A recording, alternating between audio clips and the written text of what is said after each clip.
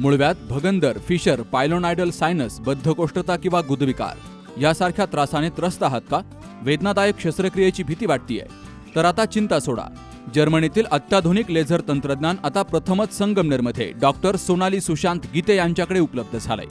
7 वर्षांचा प्रदीर्घ अनुभव, 1000 पेक्षा अधिक यशस्वी शस्त्रक्रिया.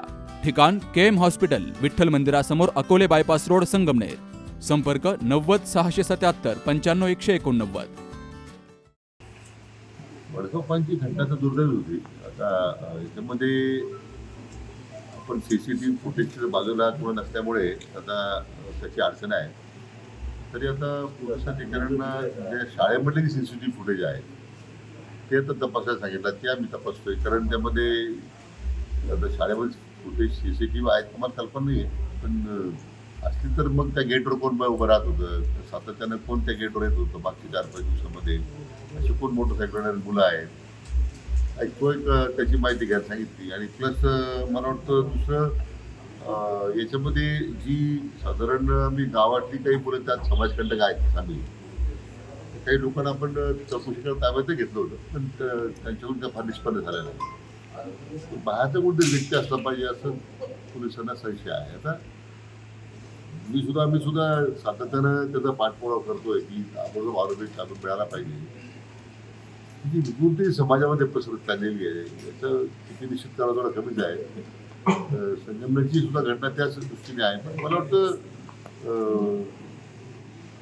आता मी सगळ्याच ठिकाणी CCTV पासून याचा आपण शहरामध्ये निर्णय केलेलाच आहे.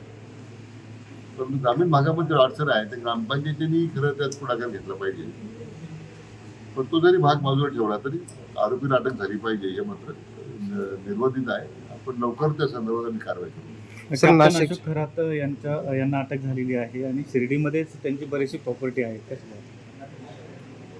जसं की कॅप्टन अशोक खरातच्या संदर्भामध्ये आता कारवाई सगळी सुरू झालेली आहे.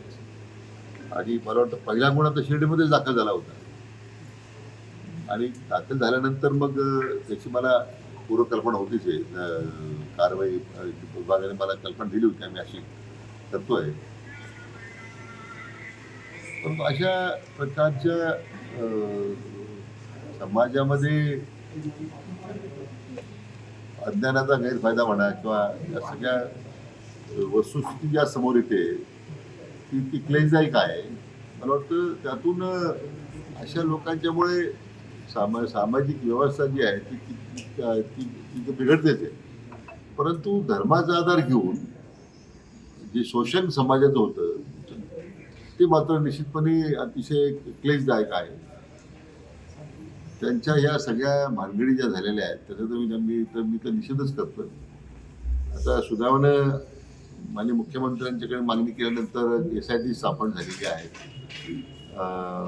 आमच्या एक IPS अधिकारी सातपुते मॅडम त्यांची आता त्या ठिकाणी नेमणूक झालेली आहे. मला वाटतं एक कर्तव्यदक्ष अधिकारी म्हणून त्यांची ख्याती आहे.